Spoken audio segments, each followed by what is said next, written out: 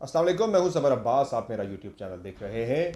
नाज़रीन, आज की इस वीडियो में मैं आपके साथ दो तीन बड़ी इंटरेस्टिंग खबरें शेयर करूंगा। एक तो आपको मैं बताऊंगा कि हुकूमत को एक यकीन दहानी मिली है बड़ी ख़ास जगह से। वो ख़ास जगह जिसका आप सबको पता है कि वो ख़ास जगह कौन सी, यकीन दहानियाँ कहाँ से मिलती हैं कि गवर्नमेंट IMF प्रोग्राम में अगले हफ्ते जारी है। मंडे से कभी इम्कान है कि हम IMF प्रोग्राम में चले जाएंगे। 9th रिव्यू हमारा बहाल हो जाएगा और जो शराइत हमने पूरी करनी थी IMF की वो हम पूरी करने वाले हैं। लेकिन उसके लिए जो गारंटीज़ हैं हुकूमत ने बड़ी सख्त और बड़ी इंटरेस्टिंग गारंटीज़ दी हैं। वो जो ताकतवर हल्के हैं उनसे ये गारंटी मांगी गई है कि अगर हमें हुकूमत का टेन्योर पहले पूरा करने दिया जाएगा, टेन्योर के बाद जो हमारे 6 महीने या साल, 6 महीने से 1 साल की अगर हम पार्लियामेंट की मुद्दत बढ़ाएं तो आप हमें रोकेंगे नहीं। अगर सुप्रीम कोर्ट ऑफ पाकिस्तान अगर उड़ा देता है वो अलग बात है, लेकिन आप इसमें कुछ नहीं करेंगे तो हम इन कड़ी शराइत पर अमल दरामद कर देते हैं। जो हमने नोवा रिव्यू बहाल करना है जिसमें 200 अरब रुपए के टैक्सेस मजीद लगने हैं आपकी और मेरी जेब के ऊपर। जो तनख्वाहदार तबका है उसके ऊपर तो आना ही है, सीधा सीधा भार उसके ऊपर लगना है। ये तफसीलात आपके साथ मुकम्मल शेयर करूंगा मैं। नंबर 2, एक और बड़ी इंटरेस्टिंग खबर है।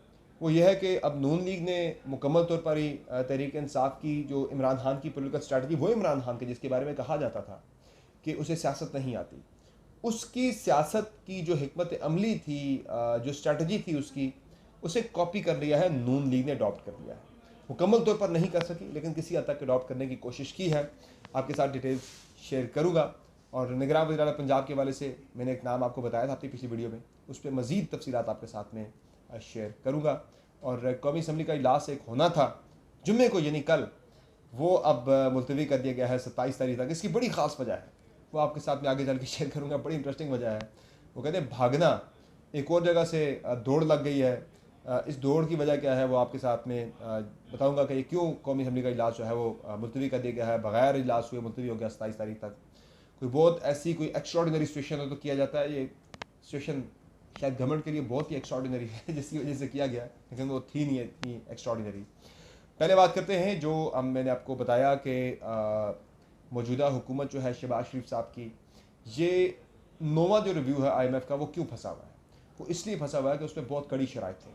850 अरब का जो हमने पेट्रोलियम डेवलपमेंट लेवी की मद में हमने टैक्सेस इकट्ठे करने थे वो टारगेट पूरा नहीं हो रहा था। अब हमने 50 रुपये फ़ी लीटर, जो बंदा बाइक के अंदर 1 लीटर पेट्रोल डलवाता है वो उस पर 50 रुपये गवर्नमेंट को पेट्रोलियम डेवलपमेंट लेवी की सूरत में टैक्स दे रहा है, एक्स्ट्रा सरचार्ज दे रहा है। बाकी टैक्सेस अलग हैं, वो सिर्फ लेवी सीधे सीधे 50 रुपये दे रहा है। अब हुकूमत ने फैसला किया कि वो मज़ीद जो कड़ी शराइत है, 200 अरब रुपये के मज़ीद टैक्सेस लगने हैं आपके ऊपर, मेरे ऊपर, जो पर्टिकुलरली तनख्वाहदार तबका है उसके ऊपर बहुत जाना है। तो इस हवाले से गवर्नमेंट ने एक एश्योरेंस मांगी है पिंडी से कि हमें एश्योरेंस दी जाए कि हमें हमारी रिमेनिंग मुद्दत पूरी करने दी जाएगी। पंजाब में जो हुआ सो हुआ, उस पर हम आपसे शिकवा नहीं करते, लेकिन अब हमें यकीन दहानी करवाई जाए कि अगर हम ये कर देते हैं 9th रिव्यू और IMF प्रोग्राम बहाल कर देते हैं तो हमें सेंटर में मुद्दत पूरी करने दी जाएगी, अर्ली इलेक्शन की तरफ हमें धक्का नहीं दिया जाएगा।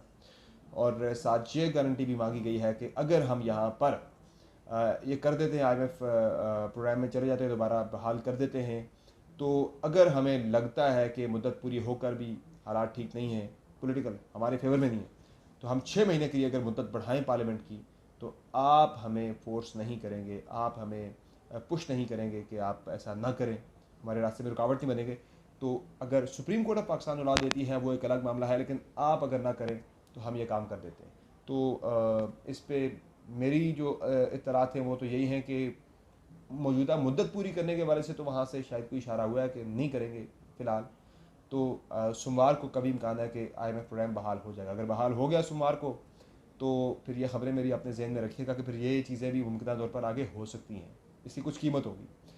दूसरे नंबर पे नाज़रीन जो इंटरेस्टिंग खबर है वो जो मैंने आपको बताई कि कॉपी की गई है PMLN की तरफ से इमरान खान की पॉलिटिकल स्ट्रेटजी को।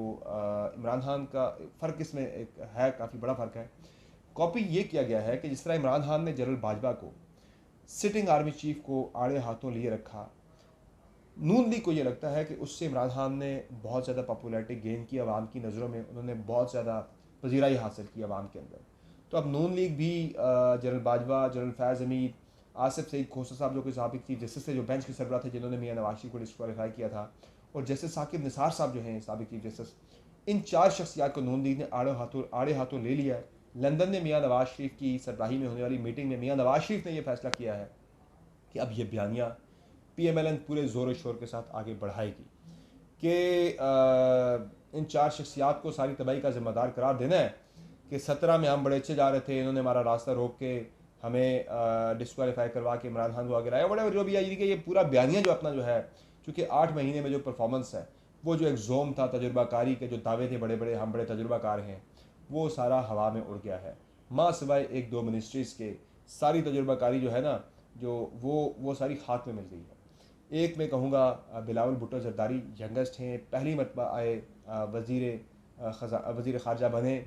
He is performing well. उनके नाकदीन जो सख्त नाकदीन हैं वो भी उनकी बड़ी अच्छी तारीफ़ करें, चूँकि इंडिया में हमारे वज़ीर ख़ारजा के ख़िलाफ़ एहतजाजी मुज़ाहरे होना, उनके पुतले जलाए जाना, उनकी हेडबंदी मुकर्रर होना, ये बताता है, शो करता है कि मिनिस्टर आपका अच्छा काम कर रहा है, जिसकी तारीफ़ जो है उनके सख्त सियासी मुखालिफिन भी करते हैं।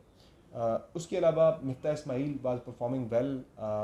इतने अच्छे हालात नहीं थे, लेकिन फिर भी उन हालात के अंदर जो वो कर रहा था वो ठीक कर रहा था। इसाक डार साहब आगे बीच में, इसाक डार साहब को पता था कि मिफ्ता इस्माइल ने पहले जो शाहिद हक़ान अब्बासी के साथ 1 साल लगाया था बतौर वज़ीर ख़ज़ाना, बहुत सक्सेसफुल लगाया था, सब उसकी तारीफ़ करते थे। बाजवा साहब के मुँह से मैंने मिफ्ता साहब की तारीफ़ सुनी थी कि बड़ा अच्छा काम किया उन्होंने।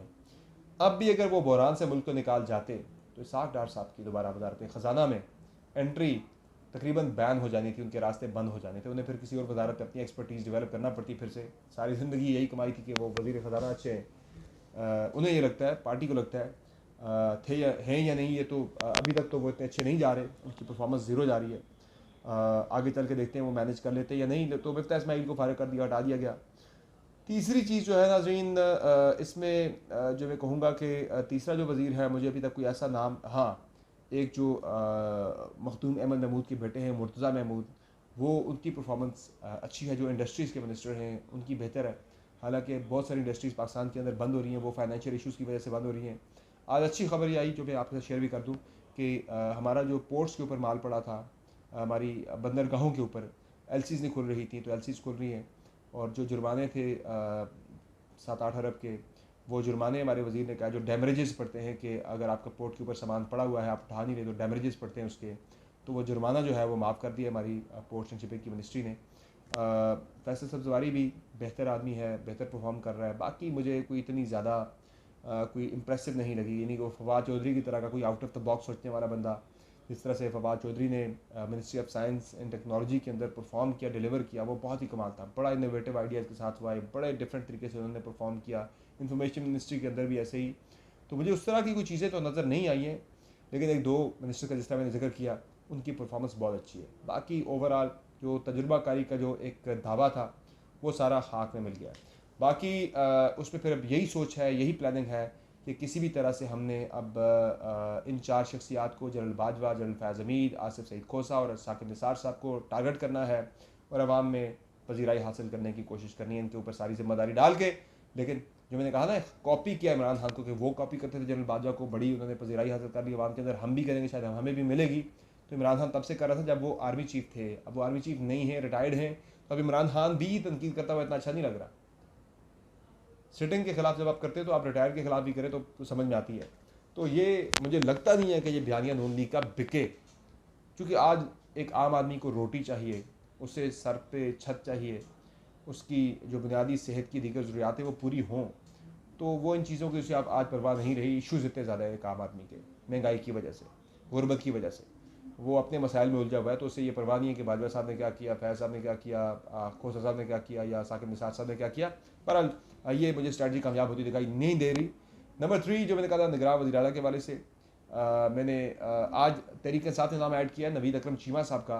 ये साबिक चीफ सेक्रेटरी रहे हैं पंजाब के, ये फेडरल पब्लिक सर्विस कमीशन के चेयरमैन रहे हैं, फिर ये पाकिस्तान क्रिकेट बोर्ड के अंदर मैनेजर भी रहे हैं।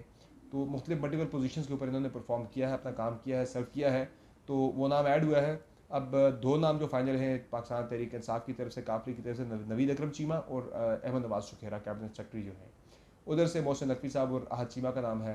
तो 2 तो चीमें आगे मैदान में बैठे हुए, और मुझे दोनों चीमें बनते हुए दिखाई नहीं दे रहे। तो जो टाई दोबारा मैंने कहा था वो पढ़नी है जाके अहमद नवाज सुखेरा और मोहसिन नकवी, लेकिन मोहसिन नकवी मुझे ज़्यादा फेवरेट दिखाई दे रहे हैं सारी सूरत हाल के अंदर, क्योंकि उनका नाम बड़ी ख़ास जगहों से आया है।